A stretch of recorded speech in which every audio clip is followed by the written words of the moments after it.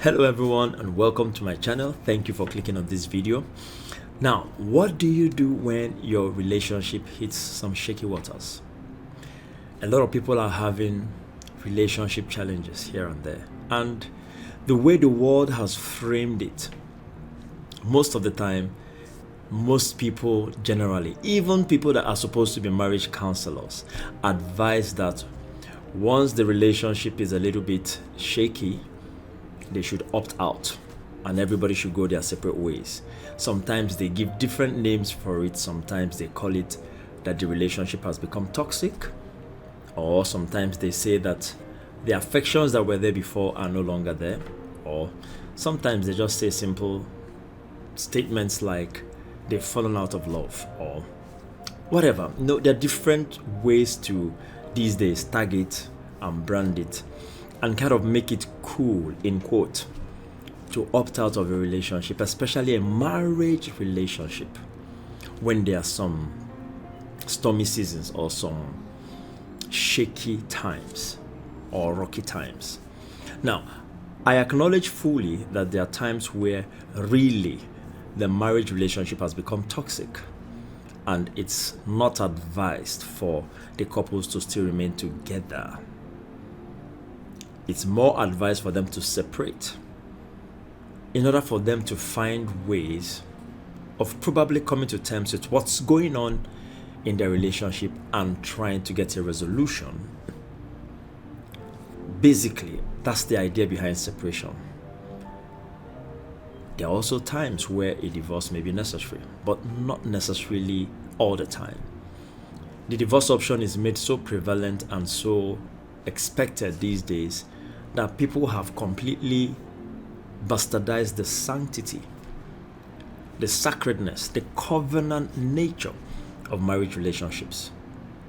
When you get married, it's actually a covenant. It's not designed for you to get married and separate when you don't feel you love him or her anymore. No. It's designed for you guys to stick it together, work together, resolve things together, and make that institution stand and work and be successful. But however, like I said, I acknowledge that there are times where it can get really bad. Maybe the husband is beating the wife or the wife is beating the husband. I've seen situations whereby the wife really gives the husband a consistent beating. So it could go either way. And at that point, the relationship can be said to be very toxic. Normally, I advise separation in order for a resolution to be sought. I personally don't advise divorce. I feel that when you meet challenges and you walk through those challenges together and resolve it, you ultimately end up stronger. But whenever you divorce, somehow there's a hanging parenthesis. Something about crisis resolution has not been perfected or firmed up in you. So when you get into another relationship, you have a stronger tendency to want to opt out or divorce as well if things are not going the way you expect. But almost all the time, marriages do have rocky waters. They do have seasons that are not so palatable and smooth. But the ability of the husband and the wife, the two parties involved, to iron out their issues, resolve their issues, work things out, and get better, almost always ends up with a positive mark on that relationship that gives that relationship a needed stability and strength and deeper dimension of love that will sustain the marriage over time. So today, I'm going to be talking about 6 ways that you can save your marriage relationship. 6 ways. And number 1, decide first of all that you want to save the relationship. And by saying this, I'm trying to say that it takes 2 to tango. It doesn't make sense for one person to want the relationship to be saved and the other person is no longer interested. At some point, there must be a common ground. For there to be a resolution, there must be a common ground. Both of you, even though you may be feeling angry or upset with each other, both of you have to want that marriage to work. Once both of you want your relationship saved, your marriage relationship saved, that's a very positive note, and that is the beginning of any attempts at resolution. The second thing that follows is that you guys have to take responsibility for your marriage. Don't blame another person. Don't blame the weather. Don't blame the country. Don't blame the economy. Don't blame the job situation. Don't blame whatever. Take responsibility and say, this is our marriage. Even though I don't understand why you're behaving like this, or even though you don't understand why I'm behaving like this, let's take responsibility for our marriage in order to make it work. That's the second key. You have to take responsibility. The third key, many a times, you need to seek external help. Many a times.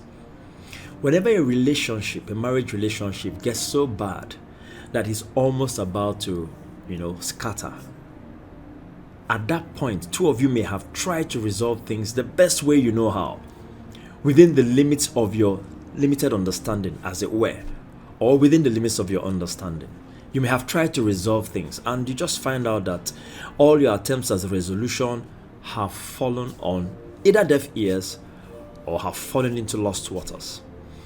At that point, you need external help. You need to find someone who has a track record of success in their own marriages, who is someone you both respect, someone you both know that this person has the wisdom, has the track record of success in their own marriage over years, and probably has the graces or the giftings in a particular area per se, as relating to marriage counseling, for instance. But this person must be someone that both of you respect, and both of you know has a proven track record in their own lives, and both of you know that this person has the divine wisdom and grace to help you guys resolve the problem. Go and seek that help. It could be a pastor, it could be a marriage counselor, it could be a parent, it could be a mentor, it could be a guardian, whatever it is, but let it be somebody that both of you respect and accept as someone who will guide you through the counseling session or the resolution session. And this is important because there are times people want to, they want some level of marriage counseling and marriage healing in their relationship. And maybe one person just feels that there is a particular man or woman that he knows or she knows that will be favorable towards him or her. So there's already a bias. Your partner may not necessarily like this person or may not necessarily believe in this person, but you believe in this person and you want to push this person on your partner because you feel that somehow or the other this person will understand your frame of reference better than whatever your partner is saying is his or her frame of reference. I think that may not work quite well because it will almost be like you're trying to use an external party to coerce your partner into accepting your position, and that may not be good. There are also situations where the particular mentor, marriage counselor, pastor, or leader that one person wants to go to, the other person believes that this person may not keep his or her confidence the way he or she wants and may be reluctant to go. So it's important that as you're seeking external help, it must be someone that both of you mutually accept should be the one that should guide you through the resolution process. Number 4, the fourth tip, please commit to changing.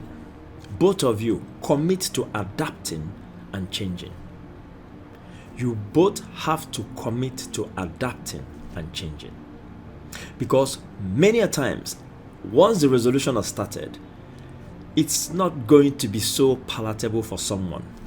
It may be for the two of you not so enjoyable or palatable because the counselor or the pastor or the mentor or the parent or whoever will be pointing out some particular traits in your character that is not conducive enough for your marriage institution to stand. And if you're used to that kind of character trait, and that character trait is not conducive for your marriage, you have to have the magnanimity of heart to adapt and change so that your marriage will become better. People normally think you bring yourself into marriage. And when you bring yourself into marriage, everybody must adapt and conform to who you are. The truth is that, yes, you bring yourself into marriage, but when you get into marriage, if you really love your spouse, you yourself will change because you have to adapt. Throw away some things that you thought were okay. Change some attitudes, change some perspective in order to accommodate this person that is now your partner. So you two have to agree ab initio that you must commit to adapting and changing if the need arises. Then number 5, please stay lovingly patient with each other. Why do I say that? Change doesn't happen overnight. Adaptation doesn't happen overnight. I mean, we're talking about people who have stayed probably 20-something years, 30-something years, 40-something years, and they are set in their ways. And now there's this marriage counselor or this pastor or this leader you've gone to for some counseling and resolution of issues in your marriage, and they're saying you have to change something that you're so comfortable with. Even when you have committed to the change, because it's your natural state, sometimes that change may not be instant.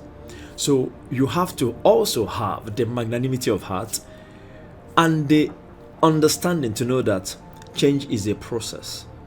And so when your spouse behaves in a particular way that you don't like has been happening in the past, please don't scream the house down. Don't shout the house down. Don't say this is not working.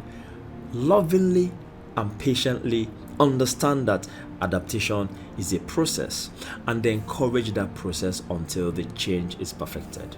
Then the final point, the 6th point, is mutual accountability. Now, there's mutual accountability between you two, the husband and the wife. There is also mutual accountability between both of you as a couple and the one who is your marriage counselor, your mentor, your pastor, or whoever it is that is helping you resolve the marriage issue. Because as each milestone is being achieved in the path or on the path of resolution, it's always good once in a while, maybe once a week or 2 times a week or once in 2 weeks, whichever way works for you guys. Go back to the counselor and say, okay, this is what has happened so far. This is where we are. And then he or she may give further advice on how to still continue on that path of resolution until everything is perfected. You would notice that in the beginning, you probably may be visiting your marriage counselor a lot more frequently.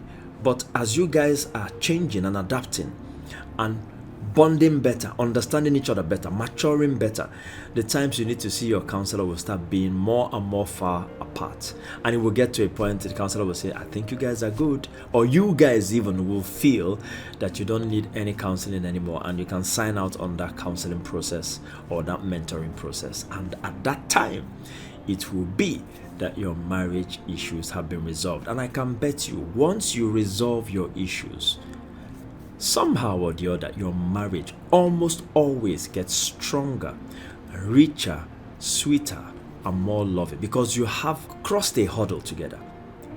And in crossing that hurdle together, you understand each other better. And that understanding, that better understanding, fosters better communication, better unity, better bonding, better oneness, and establishes further your marriage institution.